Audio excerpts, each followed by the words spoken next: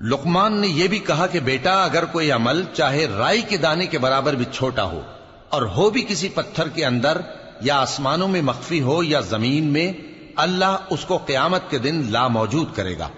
कुछ शक नहीं कि अल्लाह बारीक बीन है, खबरदार है। बेटा, नमाज की पाबंदी रखना और लोगों को अच्छे कामों के करने का मशवरा देते रहना, बुरी बातों से मना करते रहना और जो मुसीबत तुझ पर वाक़े हो उस पर सब्र करना। बेशक ये बड़ी हिम्मत के काम हैं।